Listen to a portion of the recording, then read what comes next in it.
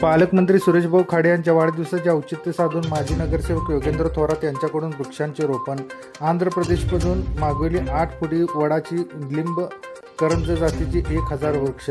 सांगली जिल्ह्याचे पालकमंत्री आमदार सुरेशभाऊ खाडे यांच्या वाढदिवसानिमित्त दिनांक 1 जून 2024 ते 9 जून 2024 पर्यंत 1000 वृक्षांचे रोपण करण्याचा संकल्प माजी नगरसेवक योगेंद्र थोरात यांनी केला असून 1 जून पालकमंत्री सुरेशभाऊ खाडे यांच्या वाढदिवसापासून दररोज 9 दिवस 100 वृक्षांचे रोपण करणार असल्याची माहिती त्यांनी दिली. तर वाढदिवसाला फटाके, डॉल्बी व इतर गोष्टींना फटा देत खुद पालकमंत्री सुरेशभाऊ खाडे यांच्या हस्ते कोल्हापूर रोडवरील राजपूत मंगल कार्यालय ते कोल्हापूर रोड रेल्वे ब्रिजपर्यंतच्या रस्त्यावर खास करून आंध्र प्रदेशमधून मागवलेल्या आलेली झाडे लावण्यात आली. तर या कृष्णा घाट रोड तसेच निलजी बामणी रोड येथे सुद्धा वृक्षारोपण करणार असल्याची माहिती त्यांनी दिली.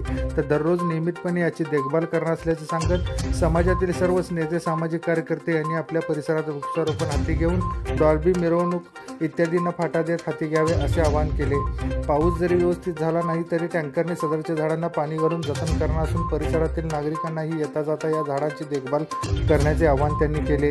2022ला लावलेली त्यांनी 60 झाडे जतन करून आज त्यातील 57 झाडे ही 10 फुटांपर्यंत वाढली असल्याची माहिती दिली. तर काही समाजकंटक झाडे तोडतीलही, त्यांच्याकडे सुद्धा नागरिकांनी लक्ष द्यावे.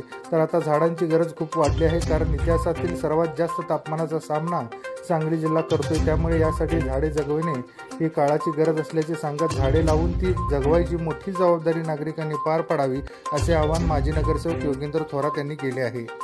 नेते जिल्ह्याचे पालकमंत्री माननीय सुरेशभाऊ खाडे साहेब यांचा आज वाढदिवस म्हणलं की फटाकड्यांची आतिषबाजी आणि बरेच असे गोष्टी असतात. या सगळ्यांना आम्ही फाटा देत आज जवळजवळ हे 250 ते 300 रुपयाचं एक झाड आहे आणि अशी जवळपास 1000 झाडं 1 ते 9 तारखेच्या दरम्यान आम्ही लावत आहे.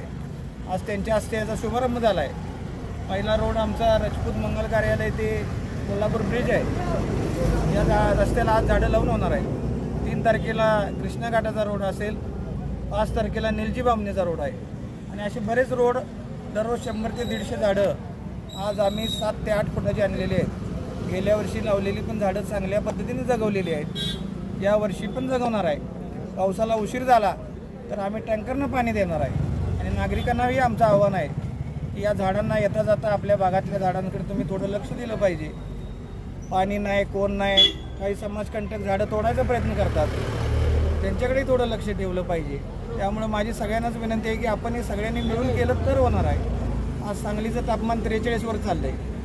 कुठं तर आपण थोडा प्रयत्न करून ते जसे एक चिमणी चोचीनं आग विझवायचा प्रयत्न करत असते, त्या प्रकारेच आपण सगळ्यांनी प्रयत्न केला तर हे तापमान कमी येणार आहे.